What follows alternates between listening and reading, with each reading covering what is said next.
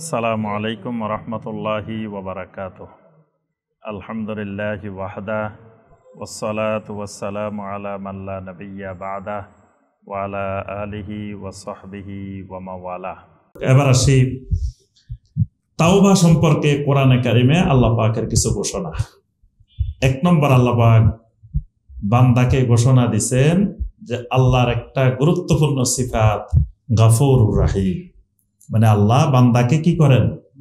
ক্ষমা করেন। তো বান্দা যদি গুনাহ না করে ক্ষমা করবেন কি? তা আল্লাহ সুবহানাহু ওয়া তাআলা বান্দাকে গুনাহের ফিতরত দিয়ে বানাইছেন যে বান্দা গুনাহ করবে আর আল্লাহ রাব্বুল আলামিন বান্দার গুনাহ ক্ষমা করবেন। এই জন্য আল্লাহর নাম গাফুরুর রাহিম।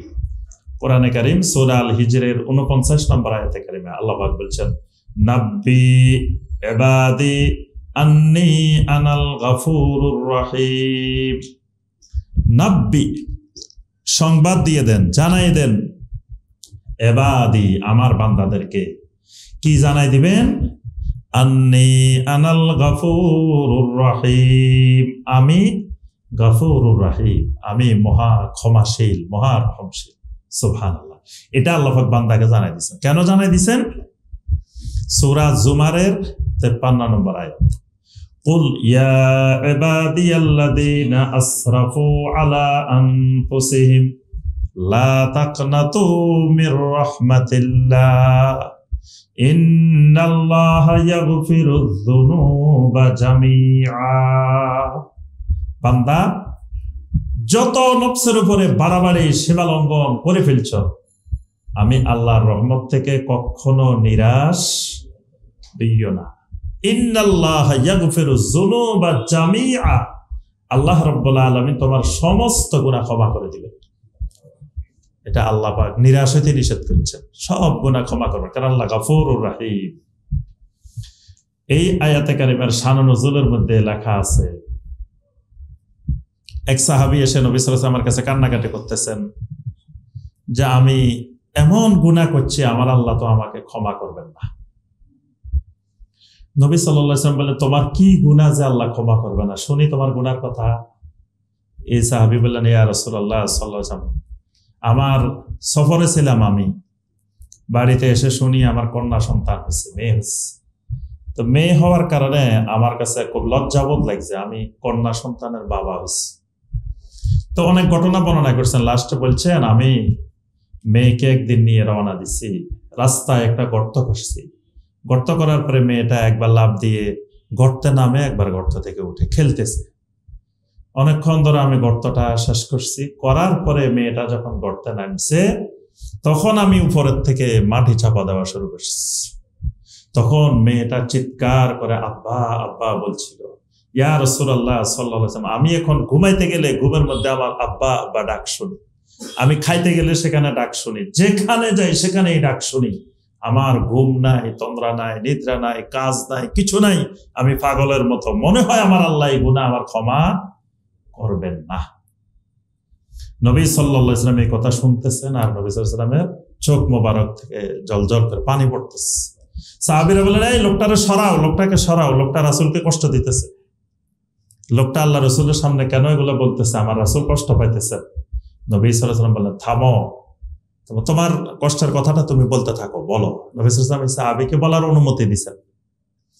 এই সাহাবী বলছেন, তখনই আল্লাহ রাব্বুল আলামিন এই আয়াতটা নাযিল করেছেন যে বান্দা যত গুনাহ করো না কেন আল্লাহর রহমত থেকে নিরাশ হইও না, আল্লাহ গুনাহ ক্ষমা করে দিবেন।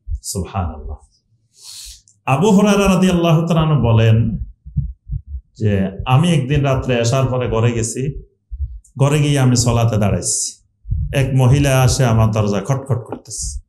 জিজ্ঞেস করলাম সালাতে সালাম ফিরাইকে, বলে যে আমি একটা মাসালা জিজ্ঞেস করতে আসছি তোমার কাছে। কি মাসালা? মাসালা হলো আমি তো এমন এমন গুনাহ করছি, আল্লাহ কি আমার এই গুনাহ মাফ করবেন? কি গুনাহ করছো? আমি জেনার ব্যবসা করছি, করতে করতে আমার অবৈধ সন্তান হয়েছে, তো এত বড় গুনাহ আল্লাহ আমারে মাফ করবেন? আবু হুরায়রা রাদিয়াল্লাহু তাআলা আনহু বলেন, না, আল্লাহ এই গুনাহ মাফ করার সম্ভাবনা নাই।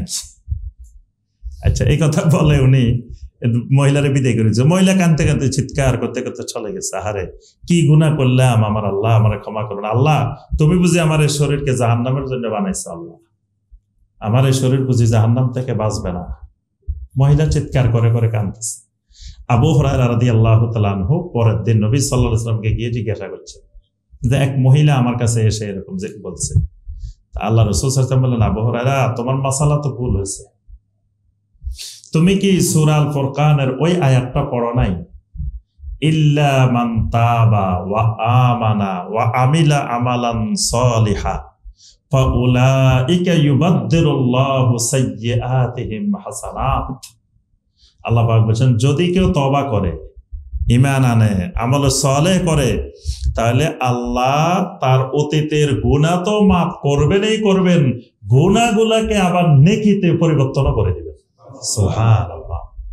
আবু হুরায়রা রাদিয়াল্লাহু আনহু ওরে আল্লাহ এত বড় সুসংবাদ তো আমি ভুলেই গেছি। এবার মহিলারে খুঁজতেছে, মহিলাকে আবার ওই দিনও পাওয়া গেছে। পাওয়ার পরে বলল, মহিলা সুসংবাদ শোনো, কোরআনে কারিমে আল্লাহ পাক বলে দিছেন যে তোমার যত বড় গুনাহই হোক না কেন, তুমি যদি তওবা করে ঈমান এনে আমল সালেহ করো, তা আল্লাহ পাক তোমার সব গুনাহ তো মাফ করবেন, আবার তোমার অতীতে গুনাহ যে করছো গুনাহগুলোকে নেকিতে পরিবর্তন করে দিবেন। সুবহানাল্লাহ। মহিলার সাথে সাথে আল্লাহর দরবারে সাজদা পড়ে গেছে। আল্লাহু আকবার, আমার আল্লাহ বুঝি এত মহান। আল্লাহ মহান তো জানতাম, কিন্তু এত মহান যে আমার গুনাহ মাফ করে আবার গুনাহগুলোকে নেকি বানাই দিবেন। সুবহানাল্লাহ। তাহলে তাওবা কত গুরুত্বপূর্ণ, যে আল্লাহ রাব্বুল আলামিন তাওবার মাধ্যমে গুনাহ ক্ষমা করে আবার গুনাহকে নেকিতে রূপান্তর করে দেন। সুবহানাল্লাহ। তাওবাকারীকে আল্লাহ ভালোবাসেন, তাওবাকারীকে আল্লাহ পাক ভালোবাসেন। এই জন্য কোরআনে কারিমে অনেক আয়াতে দেখবেন আল্লাহ পাক বলেছেন ইন্নাল্লাহা ইউহিব্বুত তাওয়াবিন ওয়া ইউহিব্বুল মুতাতাহহিরিন। আল্লাহ পাক তাওবাকারীদেরকে মহব্বত করেন, ভালোবাসেন। আচ্ছা, আরেকটা জিনিস খেয়াল রাখতে হবে তওবার ব্যাপারে। গুনাহ করলেও তওবা করতে হয়, আল্লাহর শুকরিয়া স্বরূপও তওবা করতে হয়। তওবা যে খালি গুনাহ করলে করতে হয় তা না, তওবা দুই রকমের। একটা হলো তাওবাতুজ যাম, গুনাহ করে তওবা, আর একটা হলো তাওবাতুশ শুকর। যেমন ধরেন ফরজ সালাত আদায় করছেন, ফরজ সালাত আদায় করে সালাম ফিরেছেন, সালাম ফিরে কি বলবেন? আস্তাগফিরুল্লাহ আস্তাগফিরুল্লাহ আস্তাগফিরুল্লাহ। এতক্ষণ কি গুনাহ করছেন? যে সালাত আদায় করছেন, যে কি করছেন? গুনাহ করছেন, সওয়াবের কাজ করছেন, ভালো কাজ করছেন। তো ভালো কাজ করার পরে আস্তাগফিরুল্লাহ কেন? যে না, এখানেও একটা জিনিস আছে। এই যে সালাতটা আদায় করছেন, ভালো কাজটা করছেন, আল্লাহ রাব্বুল আলামিন যেভাবে আদায় করতে বলছেন, আমি আমার দুর্বলতার কারণে, আমার এলেম না থাকার কারণে, জাহালতের কারণে, তাকওয়ার অভাবে, বিভিন্ন কিছুর অভাবে যেভাবে আদায় করার কথা ছিল সেভাবে কিন্তু আমি আদায় করতে পারি না। এই অপারগতার জন্য আস্তাগফিরুল্লাহ আস্তাগফিরুল্লাহ আস্তাগফিরুল্লাহ। তাহলে শুধু গুনাহ করলে যে তওবা তা না, তওবা ইস্তিগফার এই ক্ষেত্রেও। নবী সাল্লাল্লাহু আলাইহি ওয়াসাল্লামকে আল্লাহ পাক বলছেন ইযা জাআ নাসরুল্লাহি ওয়াল ফাth ওয়া রাআইতান নাসা ইয়াদখুলুনা ফি দীনিল্লাহি আফওয়াজা ফাসাব্বিহ বিহামদি রাব্বিকা ওয়াস্তাগফির। নবী আপনি ইস্তিগফার করেন। তো নবী ইস্তিগফার করবে কেন? নবী গুনাহ করছেন কি? নবীর গুনাহ আছে? গুনাহ নাই, কিন্তু আল্লাহ কইতেছেন আপনি ওয়াস্তাগফির, আপনি ইস্তিগফার করেন বেশি বেশি। কি জন্য ইস্তিগফার এখানে? ওই যে দলে দলে লোক ইসলামে ঢুকতেছে, প্রবেশ করতেছে, আল্লাহ যে এত বড় নিয়ামত দিছেন, ওই নিয়ামতের শুকরিয়ার কারণে আপনি ইস্তিগফার করেন। তাহলে তাওবা ইস্তিগফার কিন্তু শুকরিয়াতানও করতে হয়। সূরা নূরের 31 নম্বর আয়াত আল্লাহ পাক বলেছেন ওয়াতুবু ইলাল্লাহি জামিআন আইয়ুহাল মুমিনুন লাআল্লাকুম তুফলিহুন। তোমরা সকলেই ও ঈমানদারগণ আল্লাহর কাছে তওবা করো, লাআল্লাকুম তুফলিহুন, তওবাই তোমাদের সফলতার চাবিকাঠি। সুবহানাল্লাহ। মুমিনের সফলতার চাবিকাঠি তওবার মধ্যে, ফিরে আসার মধ্যে। নবী সাল্লাল্লাহু আলাইহি ওয়াসাল্লাম উম্মতকে বলছেন, ইয়া আইয়ুহান নাস তুবু ইলাল্লাহি ওয়াস্তাগফিরু, ও মানুষরা তোমরা আল্লাহর কাছে তওবা করো, ইস্তিগফার করো। ফা ইন্নী আতুবু ইলাল্লাহি ফিল ইয়াউমি মিয়াতা মাররা, আমি তো দৈনিক 100 বার আল্লাহর কাছে তওবা করি। সুবহানাল্লাহ। নবী সাল্লাল্লাহু আলাইহি ওয়াসাল্লাম মাসুম, আল্লাহ পাক সমস্ত গুনাহ ক্ষমা করে দিয়েছেন, তারপরেও নবী সাল্লাল্লাহু আলাইহি ওয়াসাল্লাম দৈনিক 100 বার কি করেন? তওবা করেন। তাহলে আমি আপনি যে গুনাহ করি, আমার আপনার কয়বার করা উচিত? আরেকটি হাদিসে আল্লাহ রাসূল সাল্লাল্লাহু আলাইহি ওয়াসাল্লাম আত-তাইবু মিনাজ যামবি কামাল্লা যামবা লাহু, গুনাহ থেকে তওবাকারী এমন যেমন তার কোনো গুনাহ নাই। মানে গুনাহ থেকে যখন তওবা করছেন তার কোনো গুনাহ নাই, সমস্ত গুনাহ তার আমলনামা থেকে চলে গেছে।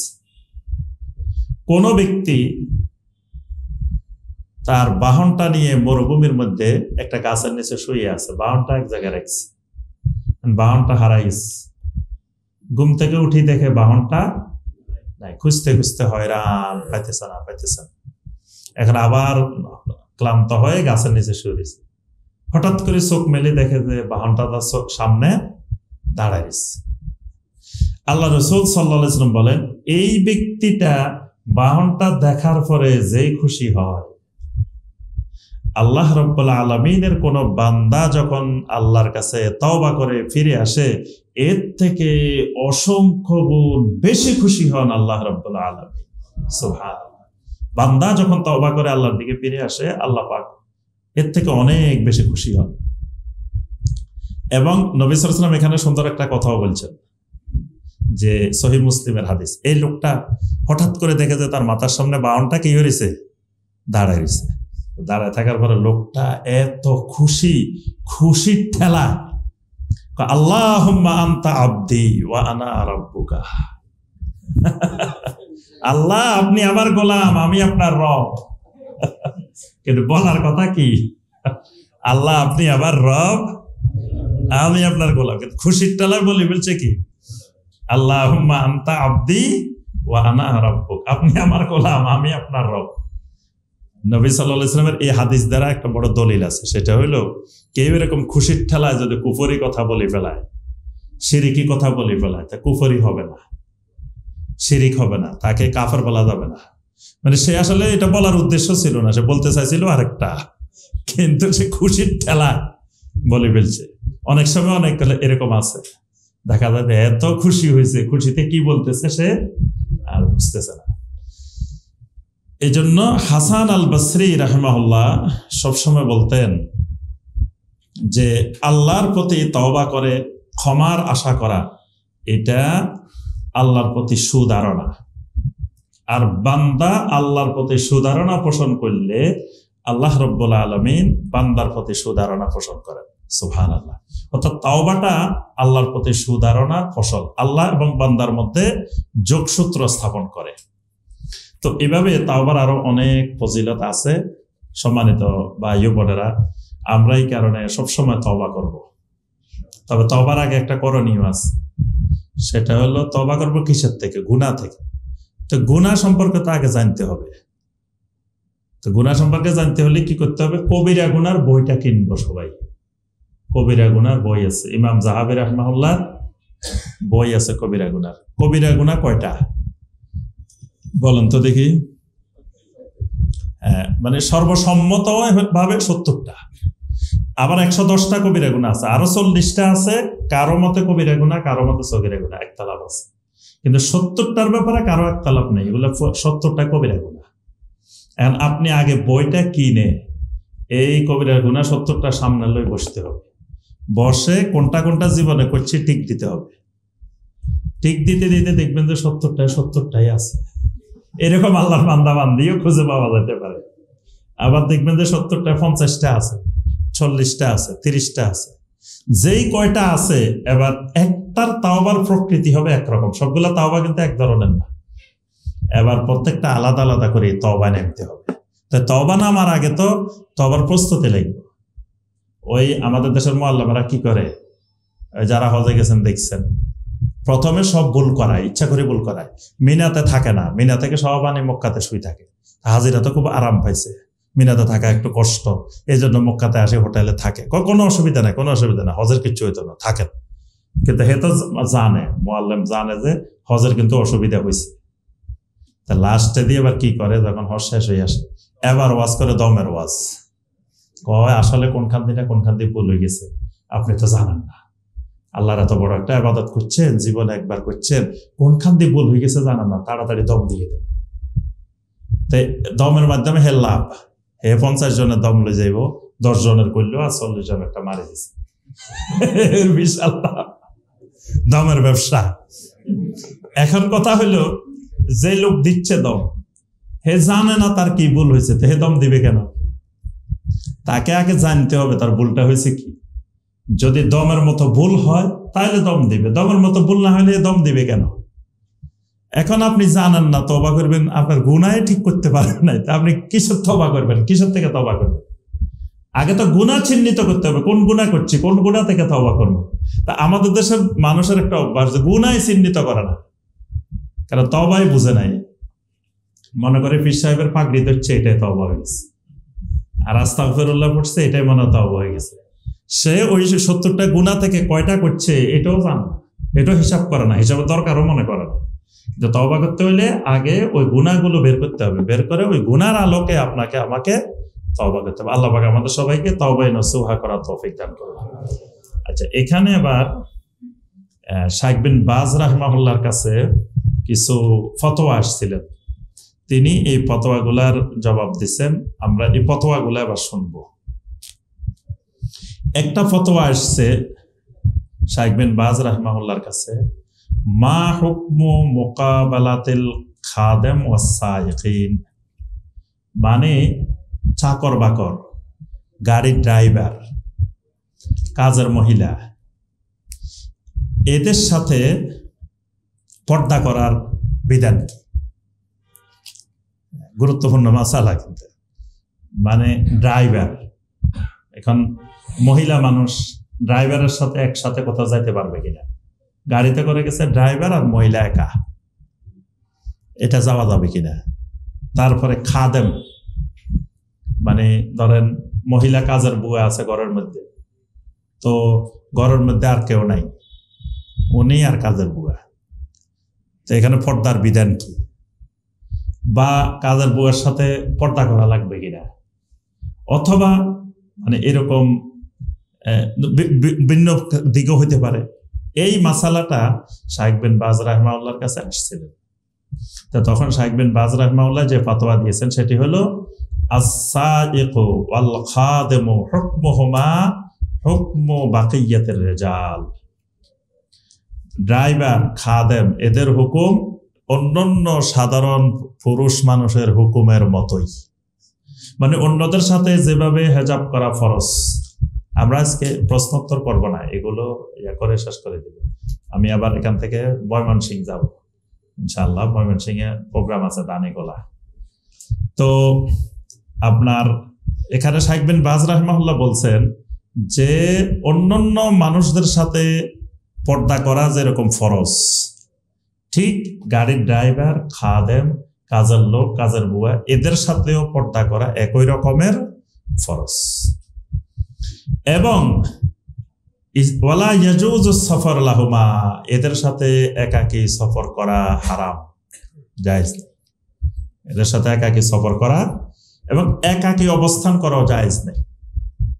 মানে ঘরের মধ্যে এরকম দুইজন যাদের সাথে মাহরামের কোনো সম্পর্ক নাই, এরকম অবস্থান করাটাও হারাম এবং এদের সাথে সফর করাও হারাম। নবী সাল্লাল্লাহু আলাইহি ওয়াসাল্লাম বলেছেন, লা ইয়াখলুবান্না রাজুলুন বিইমরাআতিন ফা ইন্নাশ শাইতানা সালিসুহুমা, খবরদার কোন পুরুষ যেন কোন নারীর সাথে নির্জনে অবস্থান না করে, যদি অবস্থান করে শয়তান তাদের তৃতীয় জন হয়ে যায়। মানে দুইজনের মাঝখানে শয়তান আরেকজন তৃতীয় জন হয়ে যায়। এই কারণে পাত্রী দেখতে আসলেও পাত্র আর পাত্রীকে একসাথে গল্প করতে দেওয়া জায়েজ, সেখানেও একজন মাহরাম উপস্থিত থাকতে হয়। এখন তো এটা স্বপ্নের মতো, এখন তো এমনি যে পার্কে পার্কে সব জায়গায় গল্প করতেছে, আর আমরা যদি বলি দেখতে আসছে সেখানে মাহরাম থাকতে হবে, এটা তো আজব মনে হয়, বিরল। কিন্তু নবী সাল্লাল্লাহু আলাইহি ওয়াসাল্লাম বলছেন একজন পুরুষ একজন নারী কখনো একাকী কোথাও অবস্থান করতে পারবে না। যদি অবস্থান করে শয়তান তাদের তৃতীয় জন হয়ে যায়। তো সুতরাং এই নারীর জন্য যে কোনো সফরের ক্ষেত্রে মাহরাম আবশ্যক। মাহরাম ছাড়া আপনার সফর করা যাবে না, করলে সেখানে শয়তান অবস্থান করবে। আচ্ছা, আরেকটা মাসআলা ওনার কাছে জানতে চাওয়া হয়েছে, কোন ব্যক্তি কোরআনে কারিমের আয়াত তালাওয়াত করে যদি নিজের শরীরে ফু দেয় বা পানির মধ্যে ফু দেয়, এটা জায়েজ হবে কিনা? তো তিনি উত্তর দিচ্ছেন, কানা নবী সাল্লাল্লাহু আলাইহি ওয়াসাল্লাম ইজা আহাসসা বিমারাদিন, নবী সাল্লাল্লাহু আলাইহি ওয়াসাল্লাম যখন অসুস্থতা অনুভব করতেন তখন তিনি তার দুই হাতের মধ্যে ফু দিতেন।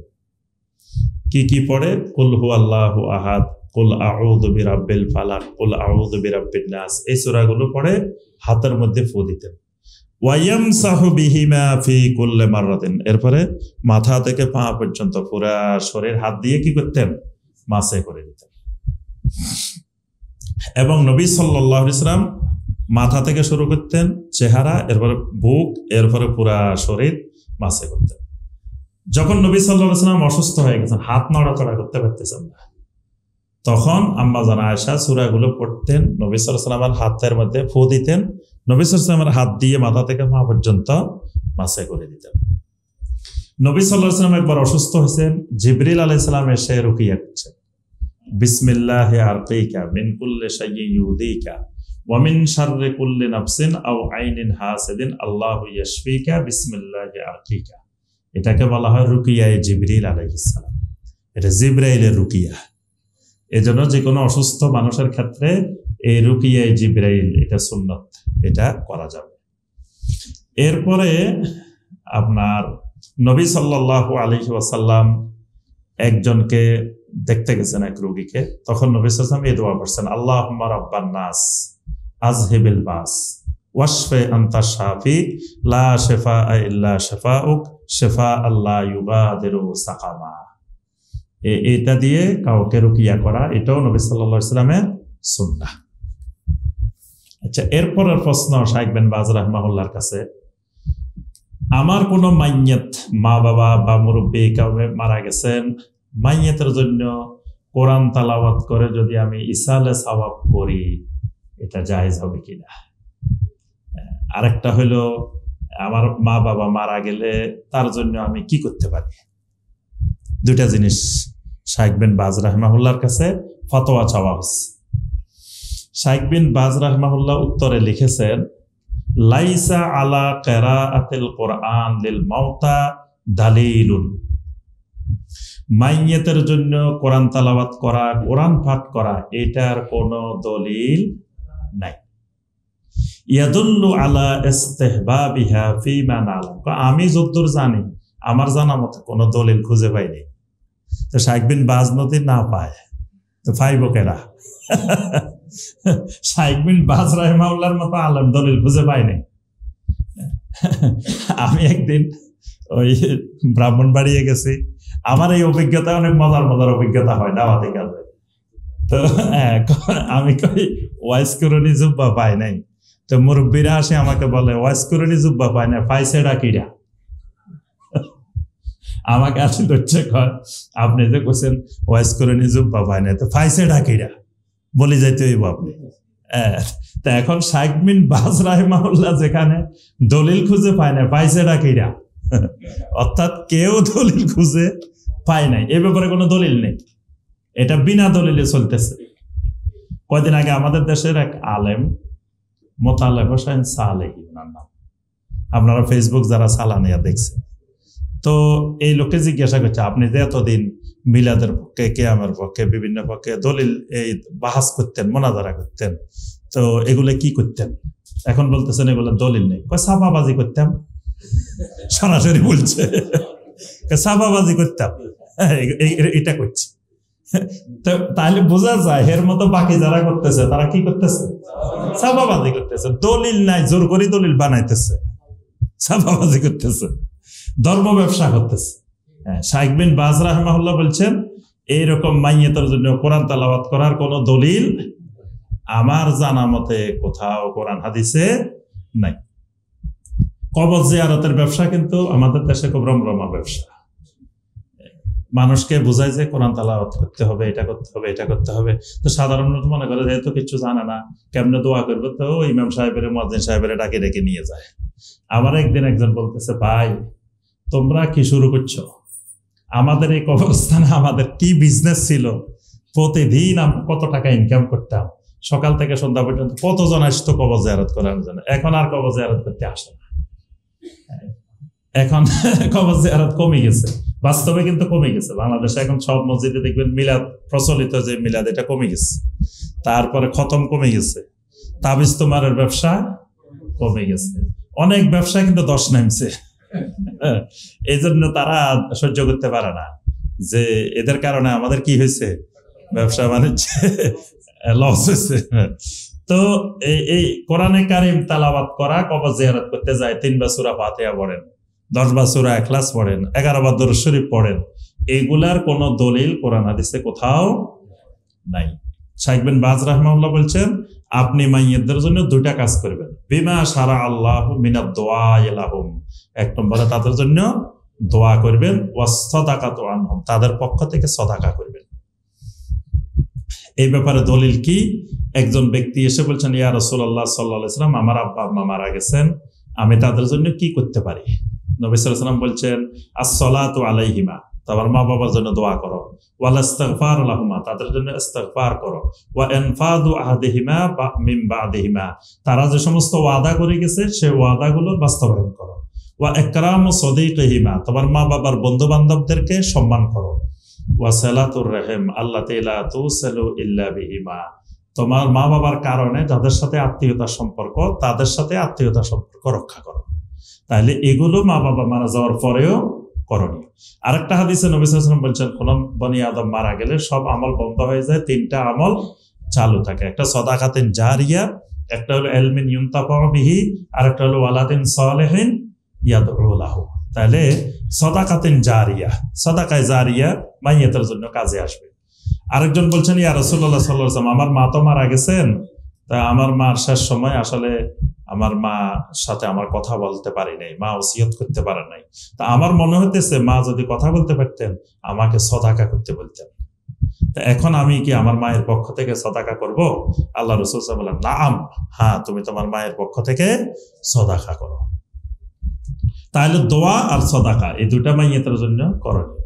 আরেকটা প্রশ্ন করেছেন শাইখের কাছে, যে মসজিদে কবর আছে এই মসজিদে সালাত আদায় করা যাবে কিনা? তো শাইখ বিন বাজ রাহিমাহুল্লাহ, লা ইয়াজুজু লিল মুসলিমি আন ইউসাল্লিয়া ফিল মাসাজিদ আল্লাতী বুনিয়াত আলাল কুবুর, যে মসজিদে কবর আছে এই মসজিদে কোনো মুসলিমের জন্য সালাত আদায় করা জায়েজ নাই, সালাত আদায় করা যাবে না। বরং এই ব্যাপারে কবরের উপরে মসজিদ বানাইতে আল্লাহ রাসূল সাল্লাল্লাহু আলাইহি ওয়াসাল্লাম নিষেধ করেছেন। এই ব্যাপারে অনেক হাদিস আছে। উম্মে সালামা রাদিয়াল্লাহু তাআলা আনহা বলেন, আল্লাহ রাসূল সাল্লাল্লাহু আলাইহি ওয়াসাল্লামের কাছে একবার উল্লেখ করা হলো যে হাবশার মধ্যে তিনি এক জায়গায় দেখছেন। উম্মে সালামা বলতেছেন, আমি হাবশায় এক গির্জার মধ্যে দেখছি যে কবরের উপরে গির্জা বানানো হয়েছে। তা আল্লাহ রাসূল সাল্লাল্লাহু আলাইহি ওয়াসাল্লাম বললেন, উলাইকা শারারুল খালকি ইনদাল্লাহ, যারা কবরের উপরে গির্জা বানাইছে এই কাজটা করছে, এরা আল্লাহর কাছে সৃষ্টি জগতের মধ্যে সবচাইতে নিকৃষ্ট, এরা শারারুল খালক, আল্লাহর নিকৃষ্ট সৃষ্টি। ইবনে আব্বাস রাদিয়াল্লাহু তাআলা আনহুমা বলেন, লাআনা রাসূলুল্লাহ সাল্লাল্লাহু আলাইহি ওয়াসাল্লাম যায়রাতুল কুবুর, যে সকল নারীরা কবর জিয়ারত করতে যায় রাসূলুল্লাহ সাল্লাল্লাহু আলাইহি ওয়াসাল্লাম এদের উপরে লানত করেছেন। আর ওয়াল মুত্তাখিদিনা আলাইহিল মাসাজিদ ওয়াস সারক, যারা কবরের উপরে মসজিদ বানায়, কবরের উপরে বাতি জ্বালায়, এদের উপরে আল্লাহ রাসূল সাল্লাল্লাহু আলাইহি ওয়াসাল্লাম লানত করেছেন। নবী সাল্লাল্লাহু আলাইহি ওয়াসাল্লাম আরেকটি হাদিসে বলেছেন, লানাতুল্লাহি আলাল ইয়াহুদ ওয়ান নাসারা, ইহুদি নাসারাদের উপর আল্লাহ লানত। ইত্তাখাযু কুবুর আনবিয়াইহিম মাসাজিদ, তারা তাদের নবীদের কবরগুলোকে মসজিদ হিসাবে গ্রহণ করেছে। এই কারণে যে মসজিদে কবর আছে সেখানে সালাত আদায় করা যাবে না, হয় কবর সরাইতে হবে না মসজিদ সরাইতে হবে। তো যদি নীতিমালা হলো কবর আগে হয় তাহলে কবর থাকবো, মসজিদ সরাইতে হবে। যদি মসজিদ আগে হয় তাহলে কবর সরাইতে হবে। এটা সরানো ছাড়া ওখানে সালাত আদায় করা যাবে না। আল্লাহ রাব্বুল আলামিন আমাদের সবাইকে, মসজিদের ভিতরের কবর হলে কোনো অবস্থায় সালাত হবে না। আর যদি সামনে হয় বা আশেপাশে হয়, সেটা হলো মসজিদ থেকে বিচ্ছিন্ন করতে হবে। মসজিদ আর কবরস্থান, মসজিদের ওয়াল আলাদা, কবরস্থানের ওয়াল আলাদা, দুইটা ওয়াল লাগবে। দুইটাকে আলাদা করে দিলে তাহলে সালাত হবে। তবে কেউ যদি সালাত আদায় করতে আসি, এখানে একজন বুজুর্গের কবর আছে, যদি মনে মনে করে যে আমি বুজুর্গের সোহবতে সালাত আদায় করতেছি, তাহলে তার সালাত হবে না।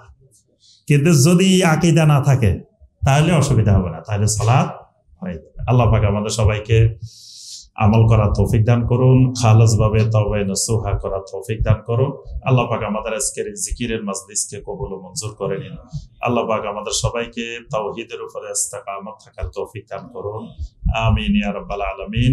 সুবহানাকা আল্লাহুম্মা বিহামদিকা আশহাদু আল্লা ইলাহা ইল্লা আনতা আস্তাগফিরুকা ওয়া আতুবু ইলাইক। আসসালামু আলাইকুম ওয়া রাহমাতুল্লাহি ওয়া বারাকাতুহু।